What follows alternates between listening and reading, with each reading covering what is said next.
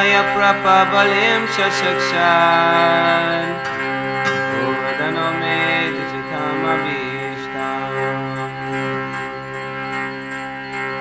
Saptahastam Buddha Sukha Maria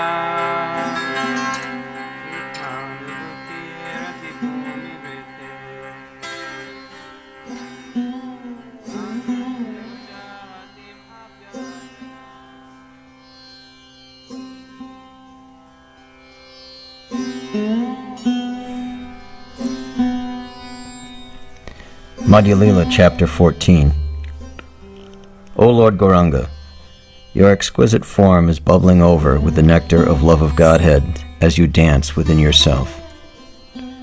Lord Shiva and Lord Brahma and the other demigods came regularly to serve Lord Chaitanya, but without the Lord's permission, no one could see them.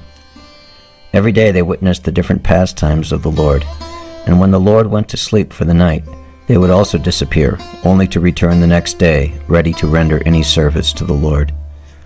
They had witnessed how Jagai and Madhya were delivered, and now they were returning in a jubilant mood. They were discussing with each other, "The Lord has such unlimited compassion for the fallen souls that he liberated even these two most abominable characters.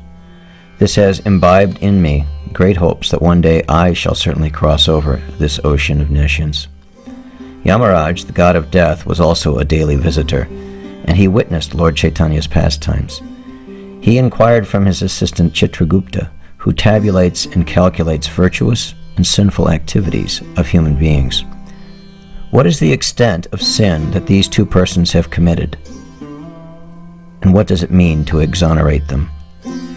Chitragupta replied, "O Yamaraj, why pursue this matter? It is futile. If my assistant writers sit down to write down the sins of these two, they will never finish, even after a month. And if you want to sit and hear their sins, then that is your prerogative." All the messengers constantly describe their sins so much that the writers always feel harassed, unable to cope with the voluminous scores of sins. The messenger said, "The amount of sins they had committed forced us to the brink of complete exhaustion. The bottomless pit where these records are kept will bear witness to my plight." These two had made us writers weep. But now, most easily, Lord Chaitanya has absorbed their mountainous piles of sins. Now permit me that I can cast them into the ocean bed. Yamaraj had never before witnessed such a display of compassionate nature. Yamaraj was an elevated Vaishnava. He was the embodiment of religious principles, well conversant with the injunctions of the Srimad Bhagavatam. When he heard Chitragupta, he went into a trance in love of Krishna. He fell down unconscious inside his chariot. Chitragupta and his assistants became concerned and tried to pick him up, unable to control the flow of their tears. The demigods who were returning were jubilantly performing kirtan. Yamaraj's chariot had come to a halt, and Yamaraj was lying unconscious inside. Lord Shiva, Lord Brahma, Anantashesh, Narada Muni, and the other demigods were experiencing a new type of happiness, glorifying Lord Chaitanya and how his boundless magnanimity could deliver these two, who were considered the worst of all sinners. When the others noticed that Yamaraj's chariot had halted, they came to him and saw Yamaraj lying unconscious inside. They were astonished to see him in this condition, not knowing the cause of his loss of consciousness. Chitragupta explained to them the reason for his present condition, and Lord Shiva and Lord Brahma could immediately perceive the symptoms of ecstasy of love of Krishna in Yamaraj. They began loud kirtan, singing into his ears. The kirtan revived Yamaraj's consciousness, and he got up and began dancing like a madman. The kirtan reached a crescendo, and Yamaraj, the son of the sun god, matched it with his wild dancing. The demigods got infected with Yamaraj's dancing, and they joined in with him. Lord Shiva, Narada Muni, and everyone else were drawn in by the mood of love of Godhead. These are very confidential matters, and one day the Vedas will reveal these activities of the demigods. Dharmaraj, now freed from his feelings of shame and intoxicated by love of Krishna, lost himself in the movements of dance. Bringing back to memory the pastimes of Lord Chaitanya, he cried out, Hallowed be the Lord, the most munificent Lord, friend of the fallen souls. His body movements were accompanied with ecstatic symptoms, uproarious calls, horripilation all over the body, and a continuous flow of ecstatic emotions as he wept, thinking of the Lord. His assistants and companions were overflowing with joy, seeing Dharmaraj. Chitragupta was a devotee who was very attached to the lotus feet of Krishna. He joined in with unrestrained appreciation, and all were rolling on the ground. Lord Shiva was also dancing in intense rapture, unaware that his clothes were strewn everywhere. Naked, he pranced about in love of Krishna. He, a very exalted Vaishnava devotee, was blessing the whole world, chanting Lord Krishna's holy name. His matted locks had cascaded down and flared up with each upward movement of his body. Seeing their master in such rapture, Ganesh and Kartikeya also joined Lord Shankar, as they were all remembering the unlimited mercy just exhibited by Lord Chaitanya. Four-handed Lord Brahma, whose life and soul is the devotional service to the Supreme Lord, also began to dance in the company of his family members.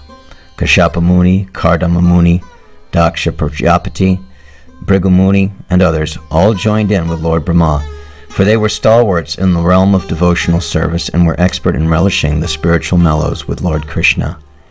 They wept, and dancing circled around Lord Brahma, releasing sighs of devotional feelings. Devarshi Narada was also dancing next to Lord Brahma, and tears of love flowed down in streams. He forgot his veena as he was relishing the glories of the Lord and his holy name. Sukadeva Goswami was a beloved devotee of Lord Chaitanya, one who knew perfectly the science of devotion. He also joined the dancing, and repeating the names of Jagai and Madhya, he rolled in the dust, offering his obeisances to the Lord. Indra, the king of the demigods, almost invincible due to his thunderbolt weapon, is feeling repentant. Tears flowed constantly from his 1,000 eyes, like rivers. Now his 1,000 eyes, which he received due to Gautama Muni's curse, were able to see for the first time the glorious pastimes of Lord Chaitanya, and he felt that the curse was a blessing in disguise. Indra was experiencing such great happiness that he was rolling on the ground with no concern for his kingly position. His weapons felt impotent, and his priceless and opulently studded Kirti necklace lay limp and neglected. These are clearly the symptoms indicating the influence of love of Krishna. Chandra, Surya, Kuvera, Varuna, and all the demigods, servants of Lord Krishna, were dancing, intoxicated by the nectar of love of Krishna, which they had just drunk with their eyes in the form of Lord Chaitanya's pastimes. They were jostling freely with each other, oblivious of high or low positions, intoxicated with divine happiness. Lord Anantashesh was dancing, accompanied by Garuda. Lord Shesha is holding the entire creation on one of his hoods, but now he was fully absorbed in love of Krishna. Lord Shiva, Lord Brahma, and others surrounded him as he danced and sang with his 1,000 hoods the unparalleled pastimes of Lord Gaurachandra, and how he delivered the worst kind of sinners. They were all in the grips of spiritual ecstasy. Some wept, others laughed, and some lay unconscious on the floor. Someone said, "How wonderful to see Lord Chaitanya's pastimes. Oh, how blessed are Jagai and Madhya." Their joyous pandemonium purified the entire cosmic creation with the eulogy of Krishna. The all-auspicious sound of Gaura Leela permeated the vast coverings of the material world, from Satyaloka down to the lowest material planet, Patalaloka. Everywhere they echoed Lord Gauranga's pastimes of delivering the two sinners, Jagai and Madhya. Having now once relished the nectar of Gauranga's pastimes, they continued to glorify Lord Chaitanya as they went back to their abodes. All glory to Lord Gaurachandra, who has appeared in this material world to benedict the conditioned souls, for he is the Lord of all the living entities, the Lord of the universe.